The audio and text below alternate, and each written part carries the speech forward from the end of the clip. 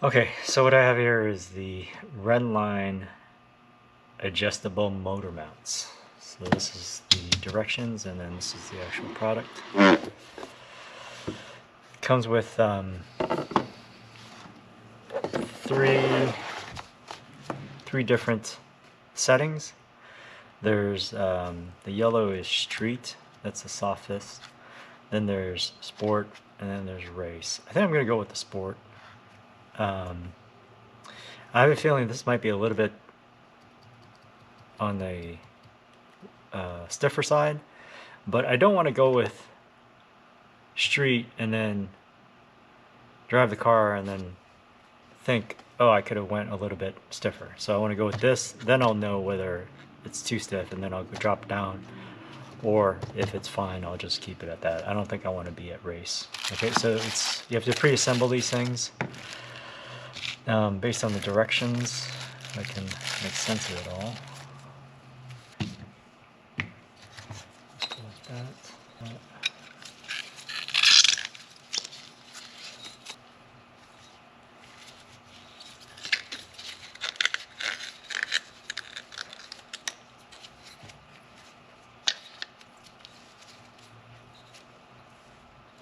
I think that's how it goes. They give you these two 19mm nuts to be able to torque down these studs. Studs are for different types of vehicles. So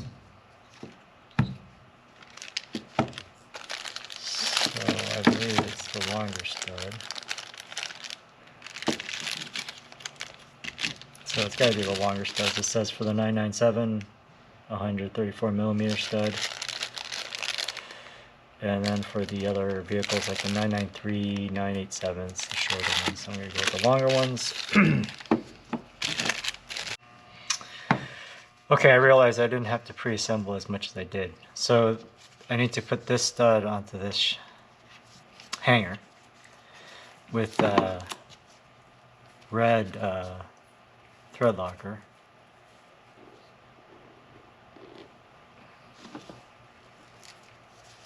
So this gets torqued down to 30 foot-pounds. Okay, so this is set at 30 foot-pounds.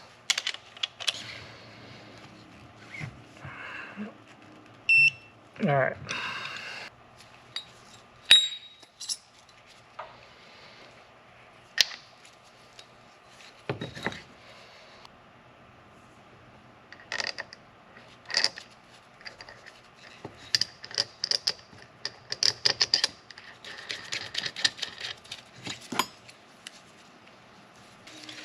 So there's this bushing. That's supposed to be torqued down to 18 foot-pounds, but I'm not going to torque it down all the way because that orientation of the square is important, I suppose, I believe, going back into the vehicle, because there's a rectangular section in the frame of the vehicle where that needs to sit in. So I'm going to make the last adjustment closer to that when I'm actually installing it in the car. Alright, so that's the pre-assembly right now. Oh, and I didn't put blue Loctite or any other Loctite on because it didn't give me any direction to do so. So yeah, it only talks about the red Loctite on that shaft. Okay, so the directions for this is to remove this airbox. However, I'm going to try to do this without removing this airbox just because I think I can do it. I think. These are the motor mounts right here on this driver's side. And then this is the passenger side. I think I can get basically what I need to get to. Just basically these two bolts. And then there's one nut on the bottom side, which I'll show right now. So as you're coming down, when you flip around, they are right there. That Torx, whatever size that is. That's the driver's side. And then right here, that's the passenger side.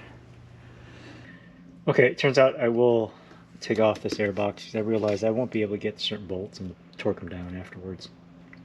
So in order to take this off, you have to loosen this clamp right here, and then take off this vacuum connector, I guess, right here. This throttle body connector here, and then they just sit on rubber grommets. You pull it out, and then there's a vacuum hose that's attached at the bottom, and then I'll probably just disconnect that so I can remove the box altogether.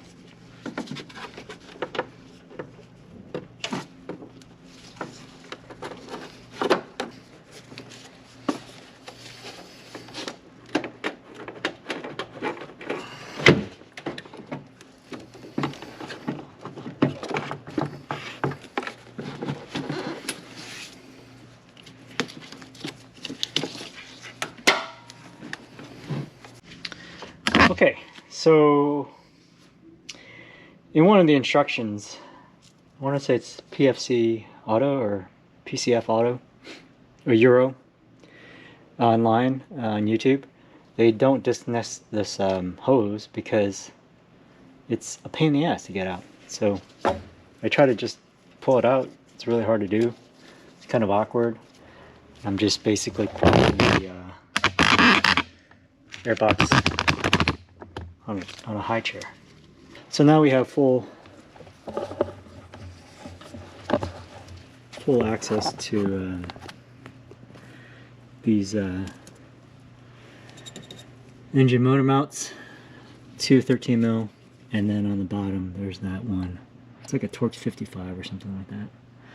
So the next step is to prop or support the engine from the bottom side, and I'll do that with a jack stand and a piece of wood, like so. And then I'll do one side at a time. Okay, so I'm underneath the driver's side. I have a T55.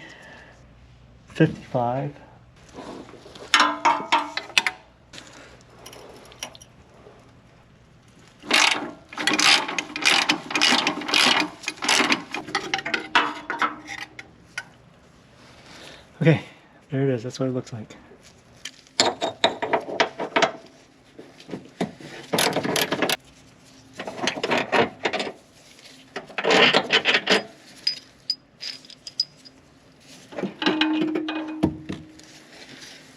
Okay, so here's the Rennline. This is what's stock. The orientation of this square slot in reference to these two holes should be the same. What's interesting is that the Rennline directions say to torque that bushing to 18 foot-pounds. But it bottoms out at a certain point where it's significantly off, and basically I'm not going to be able to do 18 foot-pounds. I had to back it up. So hopefully that'll be good enough.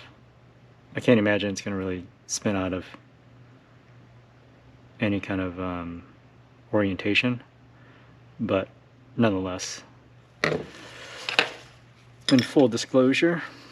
So anyways, that's about gonna say that's about the same, and I'll put it in the car and see if that lines up.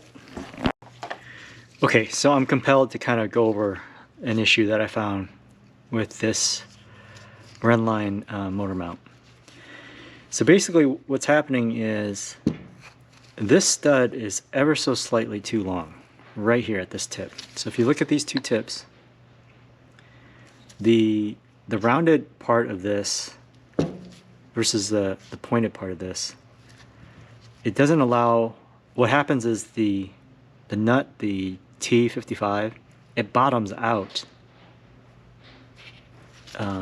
It's like this, right underneath. It bottoms out here, and it ends up turning the whole stud, and then this whole thing turns. So if you haven't tried installing this, you won't know what I'm talking about per se. But basically, what was happening was, I didn't realize this until I obviously figured it out. But I had thought maybe there's a friction issue.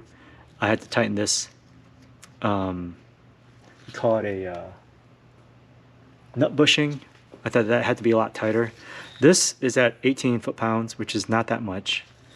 This stud into this cap, or whatever you would call it, is at 30 foot-pounds, and then the captive torque 55 T55 is at 60 pounds. So anyways, it was bottoming out here, and then it was rotating the whole thing. So what I ended up having to do is put a washer. And it's kind of hard to get the washer up in there because you're underneath the car. But that was my solution. The other possible thing that you could do is just shave this down, because it's ever so slight. It's like maybe 1/8 of a turn to get to that 60 pounds. So you can just shave that down or bring it down. But I just decided to put a couple washers. I don't want to mar this up and have it rust or anything like that. So hopefully this helps people that are possibly running into the same problem. I've watched YouTube videos on the installation, and they didn't mention this at all. So I don't know if they've changed this recently, but or there's something unique with my car. But I shit you not, this was the issue, because once I put those washers in there, it torqued fine and everything was good. So anyways, hopefully this helps anyone else that's running into the same problem. All right. Okay, so here it is. We're gonna see if it just slots in.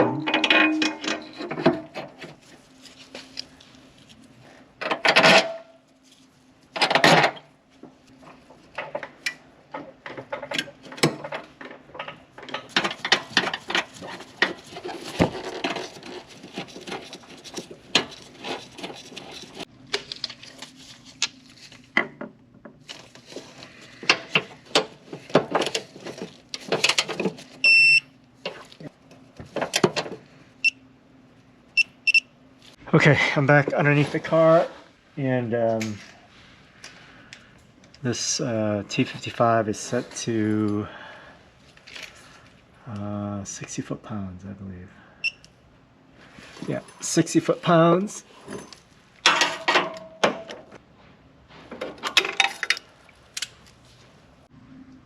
Okay, so they're done. Once I figured out the problem, it was pretty quick, pretty easy. There's some things that will help you out if you're doing the same thing. Anyways, for this side, to jack up the engine, I actually had to position a brace on this side, because you know, if you do it at the oil pan, it for whatever reason doesn't bring up that right side, passenger side up that much. So I had to use this and 2 jacks and all this other stuff. So that's a little thing you have to realize, and you kind of realize that after you start taking off that T55 nut, and you don't want to take it all the way off, because then it's too late. There's no other, you have to have 2 jacks basically to raise it up. Anyways, I'm not going to go on and test drive it. There's a bunch of other stuff I want to do on this car, so I can't give you any kind of feedback on what the blue sport whatever setting, bushing feels like, but I will do that once I have everything buttoned up. Okay, that's it.